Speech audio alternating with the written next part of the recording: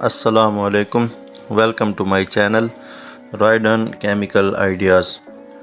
دوستو، آج کی اس ویڈیو میں کوشش کریں گے کہ واشنگ پاؤڈر کا مکمل فارمولہ جسے آپ خود بھی سیٹ کر سکیں اس کی تمام تر ڈیٹیل میں آپ کو دے دوں۔ ویڈیو کو مکمل دیکھیے گا، سکپ نہ کیجیے گا۔ ہو سکتا ہے کوئی ایسی بات جو آپ کے سمجھنے لائق ہو اور آپ اس کو سکپ کر دیتے ہیں جو پھر آپ کو سمجھ میں نہ آئے۔ دوستو، آج کی اس ویڈیو میں ہم کوشش کر رہے ہیں کہ آپ کو مکمل اور جامع ایک تمام تر ڈیٹیل دے دیں جس سے آپ کو سمجھ لگ سکے کہ آپ نے واشنگ پاؤڈر کو کس طرح سے سیٹ کرنا ہے۔ ٹی ایس پی کا کتنا استعمال کریں، سوڈا ایش سلفیونک ایسڈ کا کتنا استعمال کرنا چاہیے، ایس ایل ای ایس کتنا ہم ڈالیں واشنگ پاؤڈر میں، ایس ایل ایس کا کتنا استعمال کریں، یہ تمام تر معلومات کوشش کریں گے کہ آپ کو اس ویڈیو میں دے دیں۔ سب سے پہلے ہم نے اس ویڈیو کو دو حصے میں ڈیوائیڈ کیا ہے کہ پہلے حصے میں یہ جو ہم واشنگ پاؤڈر تیار کر رہے ہیں اس کی کاسٹ جو ہے تقریباً 135 سے 40 روپے کے جی کے درمیان ہے۔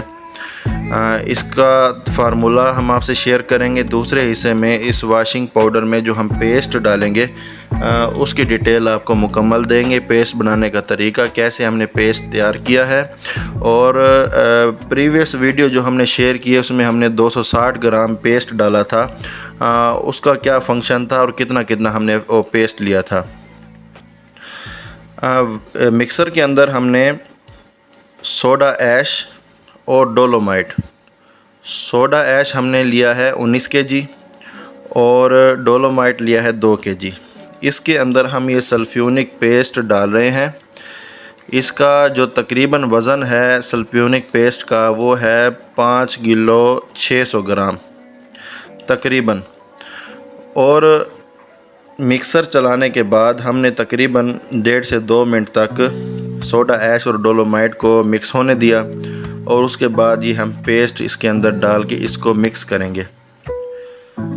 ویڈیو کو بغور آپ نے دیکھنا ہے کہ جب ہم نے مکسر مشین کو چلایا اس ٹائم مکسر مشین میں جو مٹیریل تھا اس کی ڈینسٹی کتنی تھی، سلفیونک پیسٹ کے ڈالنے کے بعد کس طرح سے اس کی پھلاوٹ اور اس کا جو ریئیکشن ہو رہا ہے اس کا کیا ہمیں رزلٹ ملے گا، یہ آپ ویڈیو کو غور سے دیکھیں۔ سوڈا ایش ہمارا پھولنا سٹارٹ ہو گیا ہے۔ سوال کافی دوستوں نے کیا کہ پیسٹ کو بنا کے ہم کتنے دن رکھ سکتے ہیں، دوسرا یہ کہ اس پیسٹ کا پی ایچ کتنا ہونا چاہیے۔ دوستو یاد رکھیے گا، یہ کمبینیشن ہے، واشنگ پاؤڈر کی کمبینیشن ہے، ریٹ کے حساب سے، آپ کی سیل کے حساب سے کہ آپ کس کوالٹی کا واشنگ پاؤڈر بنا رہے ہیں۔ اچھی کوالٹی کا جو واشنگ پاؤڈر ہے لازمی بات ہے اس میں سوڈا ایش بھی ہم زیادہ ڈالیں گے یا اس کی مناسب مقدار رکھیں گے، نمک کا استعمال ہم کم کریں گے اور فلر کو بھی کم ڈالیں گے۔ نارمل جو کوالٹی کا واشنگ پاؤڈر ہے اس میں سوڈا ایش کی مقدار، نمک کو، ڈولومائٹ کو یا سوپ سٹون کو یا جو فلر ہم یوز کریں اس کو بھی دیکھا جاتا ہے۔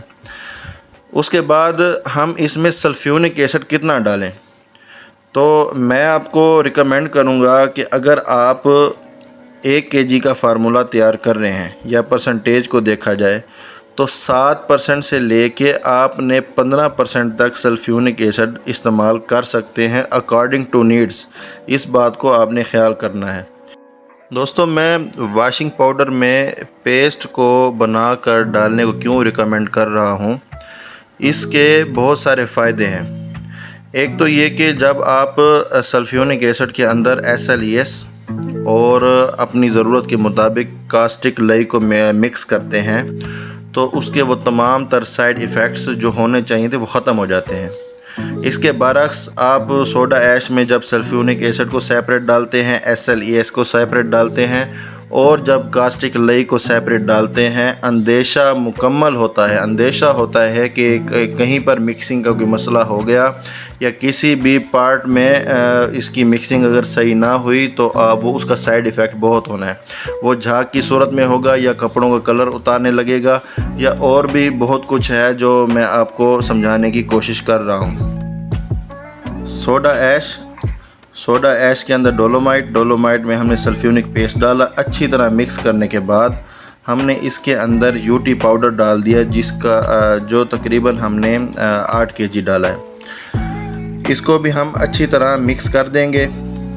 مکسنگ جو مکسر مشین میں مکسنگ ہے، اگر آپ کا مکسر اچھی کوالٹی کا مکسر ہے تو پھر تو کوئی اندیشہ ہی نہیں کہ ہماری مکسنگ میں کوئی ڈاؤٹ ہو سکتا ہے۔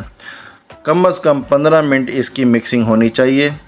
اور یہ جو بعض لوگ شکایت کرتے ہیں کہ واشنگ پاؤڈر ہمارا موئسچرائز ہے، اس میں موئسچر کافی زیادہ آ جاتا ہے اور اس میں نمی کافی زیادہ آتی ہے، تو اس کو کیسے کم کیا جائے؟ دوستو، آپ کا اپنا طریقہ غلط ہوتا ہے۔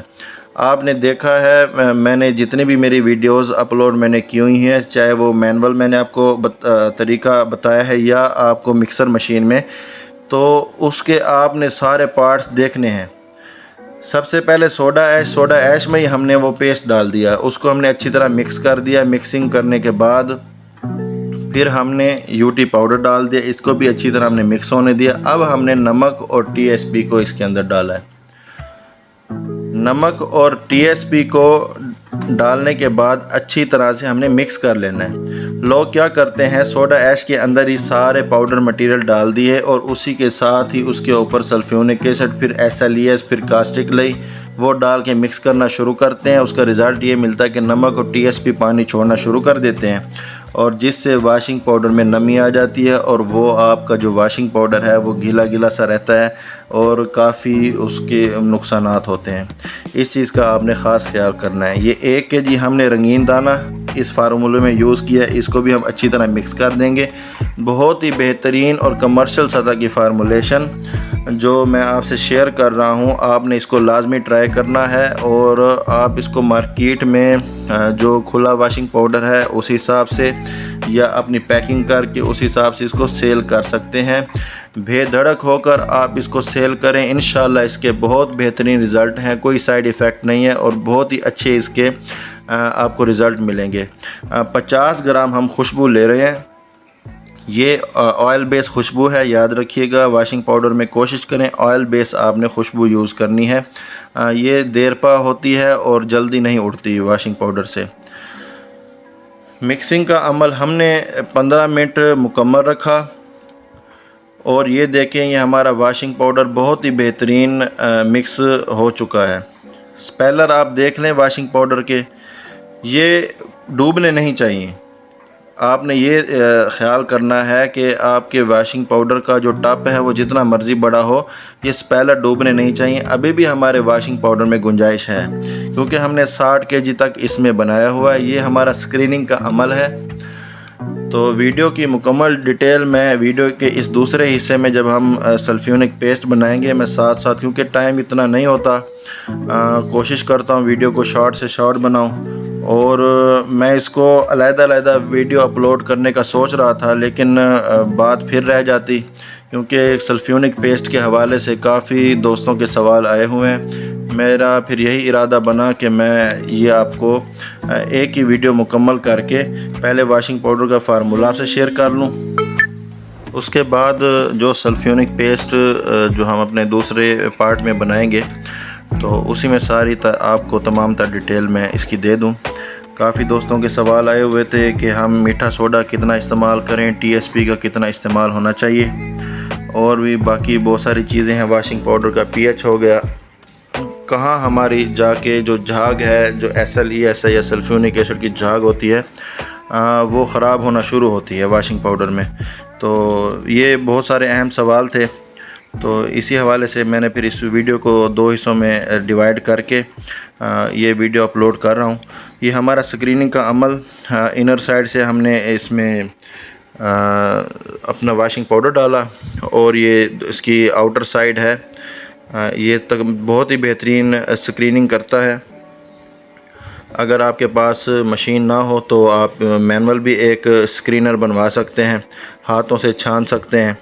تو اس چیز کا آپ نے خاص طور پہ خیال کرنا ہے۔ واشنگ پاؤڈر کی چھنائی لازمی کر لیا کریں۔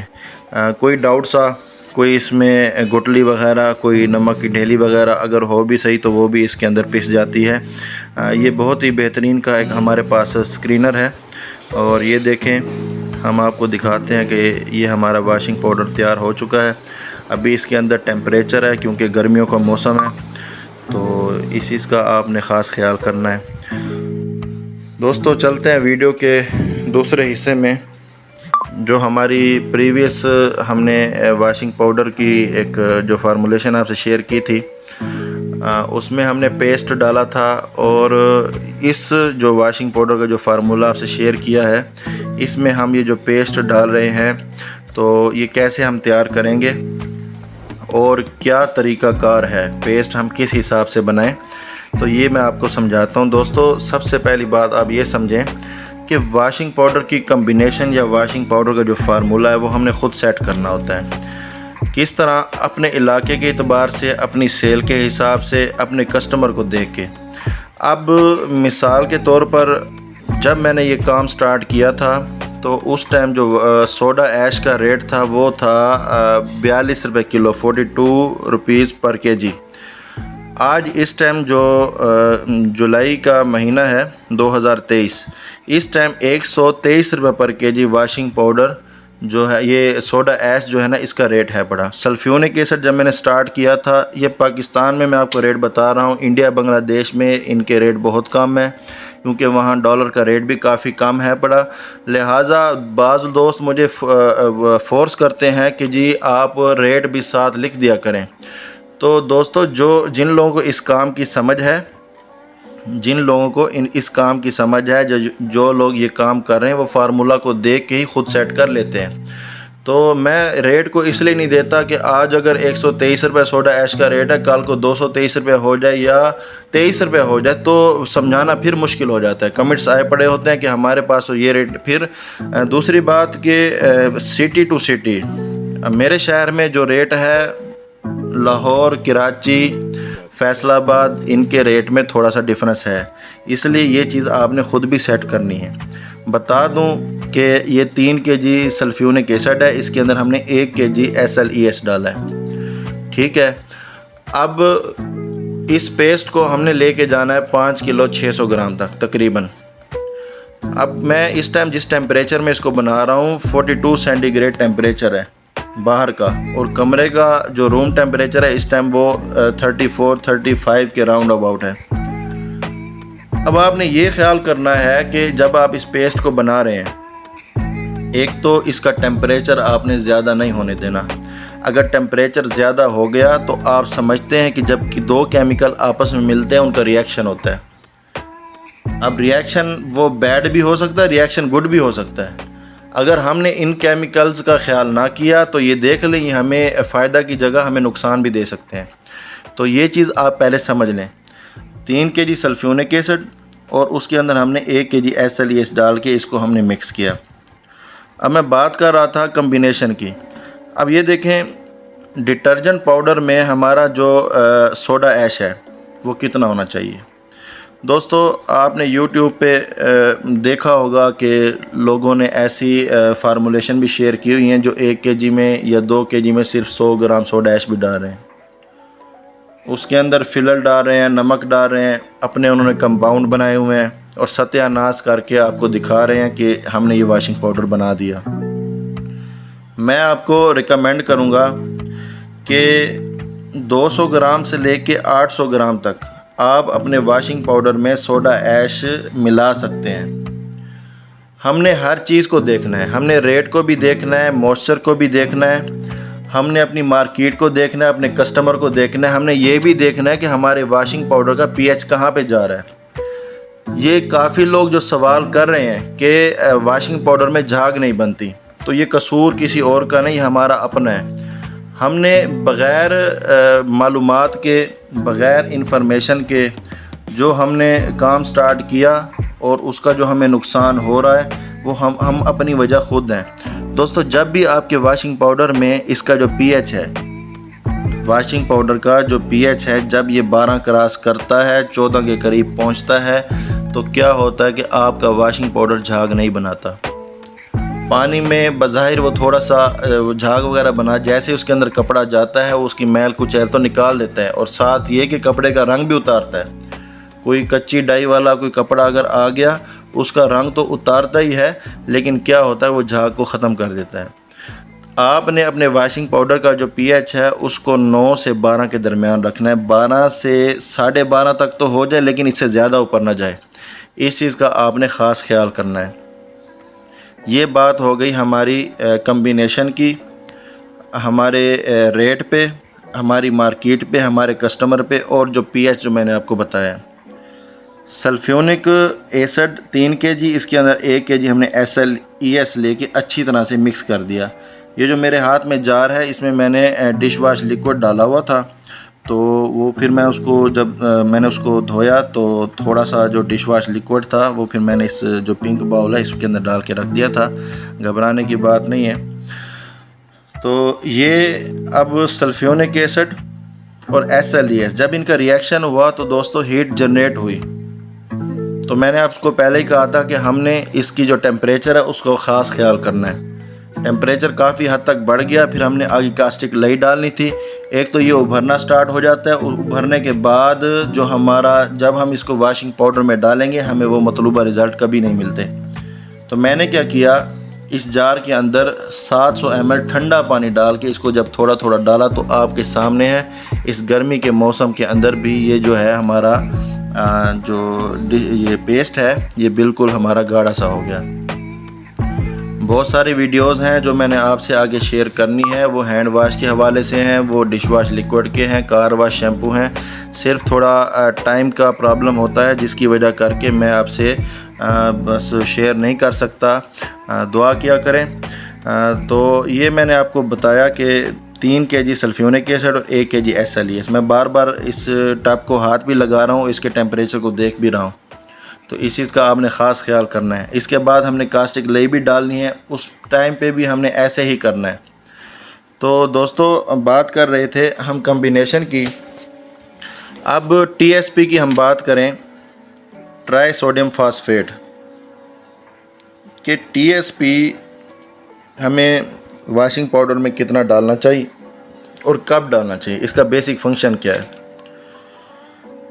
STPP سوڈیم ٹرائی پولی فاسفیٹ اور TSP ٹرائی سوڈیم فاسفیٹ، نام میں تھوڑا سا ڈفرنس ہے لیکن کوالٹی کا زمین آسمان کا فرق ہے۔ دوستو TSP بیسیکلی لوگ یہ سمجھتے ہیں یہ کھارے پانی کو میٹھا کرتا ہے، یا کھارے پانی میں جب جھاگ کا مسئلہ تو TSP ڈالنی چاہیے۔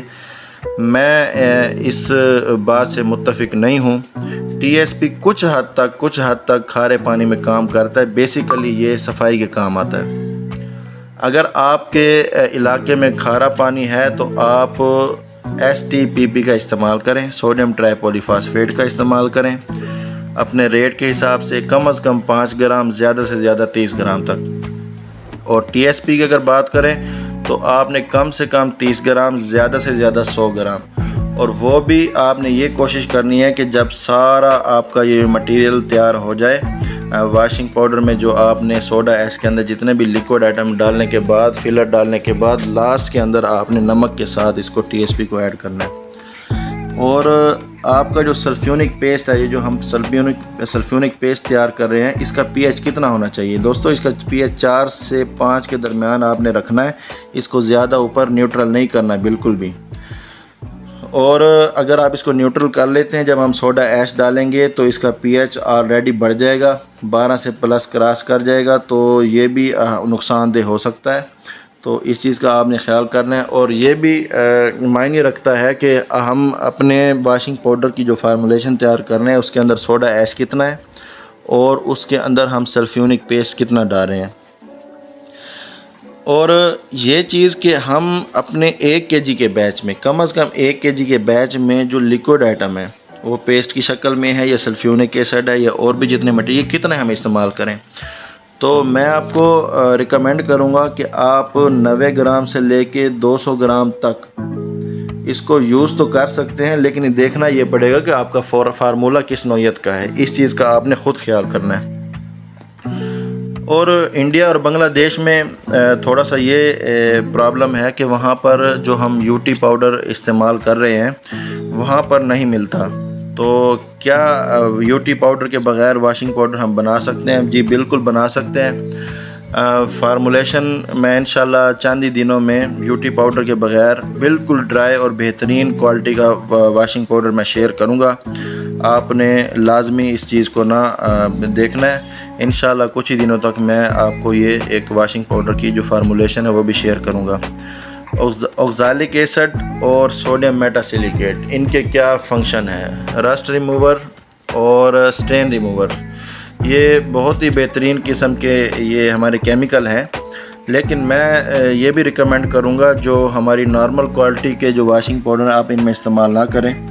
جو اچھی کوالٹی کے ہمارے واشنگ پاؤڈر ہیں جن کے ریٹ تقریباً جو اگر پاکستان میں اپنی بات کروں 300 پلس والے جو ہیں واشنگ پاؤڈر آپ ان میں استعمال کریں۔ سلفیونک ایسڈ نیوٹرل کیسے ہوگا؟ یہ ایک سوال ہے کہ ہم کتنا کاسٹک لائی ڈالیں جو ہمارا سلفیونک ایسڈ ہے وہ ہمارا نیوٹرل ہوگا۔ دوستو اگر 1 kg سلفیونک ایسڈ لیتے ہیں 96% والا، یہ بھی خیال کیجئے گا اچھی کوالٹی کا، تو اس میں آپ نے 250 گرام کاسٹک لائی 50 ڈگری والی، 250 گرام کاسٹک لائی 50 ڈگری والی، میری ویڈیوز کا بغور آپ مشاہدہ کریں۔